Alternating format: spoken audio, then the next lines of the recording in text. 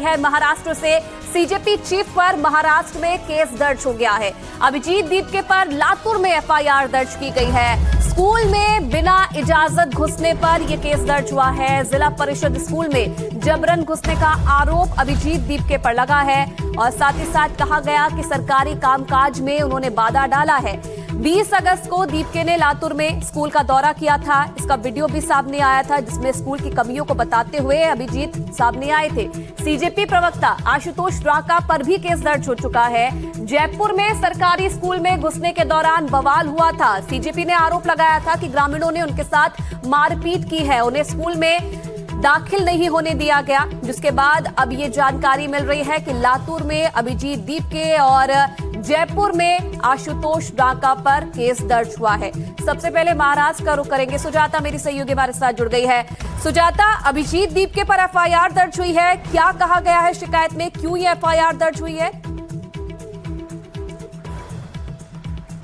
जी देखिए आयुषी, आपको बता दें कि ये पूरा मामला बताया जा रहा है महाराष्ट्र के लातूर इलाके के एक उर्दू स्कूल में अभिजीत दीपके जाते हैं और वहां पर कुर्सी पर बैठकर उस स्कूल के छात्रों से बात करने लगते हैं और उसकी फिल्म कर उसका वीडियो रिकॉर्ड कर अपने सोशल मीडिया पे साझा करते हैं और बताते हैं कि स्कूल में ऐसी कई सारी खामियां हैं और उनका कैंपेन, स्कूल ठीक करो कैंपेन के अंतर्गत वो स्कूल में गए और उन्होंने न सिर्फ छात्रों से बात की बल्कि वहां के जो शिक्षक थे उन्हें चेतावनी भी दी कि वो उन्हें सस्पेंड करा देंगे। ऐसे में बिना किसी इजाजत एक प्राइवेट प्रॉपर्टी में जाना, एक स्कूल में जाना और उसे अपना मालिकाना हक समझ वहां पर बैठकर चीजें रिकॉर्ड करना, छात्रों से बात करना बिना किसी परमिशन के, इसके चलते उन पर ये पूरा मामला दर्ज हुआ है। पुलिस फिलहाल इस पूरे मामले की आगे तलाश कर रही है। सैयद शमशाद बानो जो इस पूरे उर्दू स्कूल को संभालती हैं, वहां की टीचर है, उन्होंने इस केस को दर्ज कराया है कि वहां पर अभिजीत दीपके आते हैं, बिना किसी से पूछे वो सीधे क्लासरूम में चले जाते हैं और यहाँ तक कि वो आरोप भी लगाते हैं कि उस स्कूल में जितने छात्र बैठे हैं उन्हें दरअसल दूसरे स्कूल से लाकर वहां पर बिठाया गया है। तो बिना किसी तथ्य के यहाँ पर इस प्रकार की बातें करना और तमाम ऐसे परमिशंस को लिए बगैर स्कूल के भीतर घुस जाना और उसे अपने कैंपेन का हिस्सा बनाने लगना, इस वजह से अभिजीत दीपके पे फिलहाल मामला दर्ज हो चुका है। आगे की कार्रवाई फिलहाल चल रही है और लातूर में ये हुआ है और साथ ही पुलिस ने आगे ये भी चेतित किया है कि अगर इस प्रकार की घटनाएं दोबारा होती है सीजेपी के मेंबर या फिर उनके लीडर द्वारा तो वो इस मामले को और ज्यादा गंभीरता के साथ डील करेंगे। देखना होगा कि इस एफआईआर के बाद आखिर पुलिस और क्या कुछ कार्रवाई करती है और आखिर अभिजीत दीपके पर क्योंकि उन्होंने बिना किसी परमिशन के किसी के प्राइवेट प्रॉपर्टी में उन्होंने ट्रेसपास किया है, उसके भीतर गए हैं, तो उन पर क्या कार्रवाई की जाती है। जी आयुषी, उनका खुद का गृह राज्य है महाराष्ट्र सुजाता, और वहीं पे उनके इस अभियान को सहयोग मिलता हुआ फिलहाल तो अभी नजर नहीं आ रहा है। क्या अभी तक अभिजीत का कोई रिएक्शन इस एफआईआर पर, क्योंकि सोशल मीडिया पर बहुत एक्टिव रहते हैं और इस अभियान के बारे में जानकारी देते रहते हैं, तो अभी तक कोई रिएक्शन उनका इस पर? देखिए शायद यही उनकी गलतफहमी है कि क्योंकि वो सोशल मीडिया पर जिस तरीके से एक्टिव है उतना ही एक्टिव अगर वो ऑन ग्राउंड होने लग जाते हैं बिना किसी परमिशन के तो शायद वो उन्हें नेतागिरी लगे, लेकिन यही कहीं ना कहीं होता हुआ भी नजर आ रहा है। जैसा कि आपने बताया कि उनका होम ग्राउंड है, जब वो पहली बार यूएस से लौटे तो अपने घर आए और अब जब जंतर मंतर के प्रोटेस्ट के बाद भी वो अपने घर पर ही आए थे, लेकिन इस प्रकार के कारनामों को अंजाम देने से पहले उसकी लीगैलिटी समझना, अपनी टीम के साथ आखिर इसके प्रोज और कॉन्स समझना भी शायद एक नेता के लिए उतनी ही जरूरी बात है। अब तक उनके द्वारा इस मामले को लेकर कोई जानकारी ऑफिशियली साझा नहीं की गई है, लेकिन जहां तक इस एफआईआर की बात है, जाहिर सी बात है कि पुलिस उन्हें नोटिस इशू करेगी और यदि वो नॉन बेलेबल ऑफेंस है तो उन पर कार्रवाई भी की जा सकती है। लेकिन फिलहाल एफआईआर दर्ज हो चुकी है। अभिजीत दीपके जो एक लातूर के उर्दू स्कूल में बिना किसी परमिशन के घुस जाते हैं, वहां पर आरोप प्रत्यारोप करने लगते हैं, टीचर्स को डराने धमकाने लगते हैं कि वो उन्हें सस्पेंड करा देंगे, बच्चों तक पे आरोप लगा देते हैं कि इन्हें दूसरे स्कूल से उठाकर लाया गया है। तो इससे समझा जा सकता है कि उनकी स्टडी फिलहाल कच्ची है और किस प्रकार उन्हें पहले अपने लीगैलिटीज सॉर्ट करने होंगे, इसको लेकर भी ग्राउंड पर फिलहाल क्या इंप्रेशन है वो हमें नजर आ रहा है। और ऐसे में इस एफआईआर के बाद यदि वो इस प्रकार के अपने कारनामे रोकते हैं या फिर परमिशन के साथ वो स्कूल में घुसते हैं, ये देखना जरूरी होगा। जी चलिए, बिल्कुल अब रिएक्शन का भी इंतजार रहेगा सुजाता कि क्या रिएक्शन सीजीपी का आता है इन एफआईआर पर। बहुत धन्यवाद फिलहाल आपका इस पूरी जानकारी के लिए।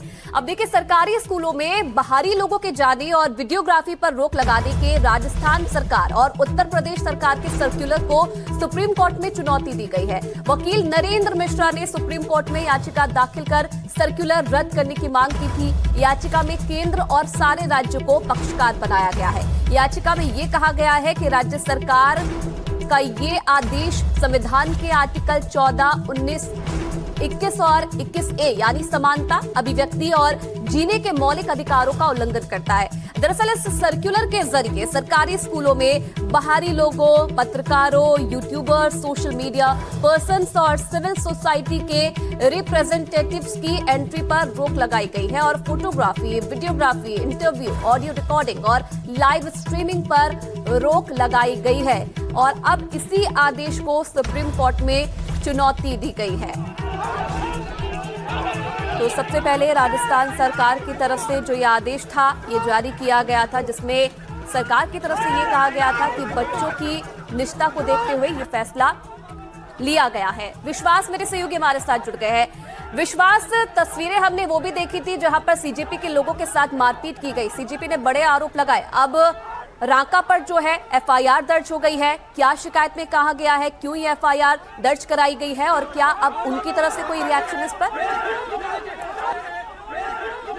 देखिए, गावी के एक व्यक्ति भगवान साहे ने एक एफआईआर दर्ज करवाई है शिवदासपुरा थाने में, जिसमें कहा गया है कि आशुतोष राका अपने 50 से 60 साथियों के साथ में सुबह जबरन स्कूल में और गांव में आने की कोशिश कर रहे थे।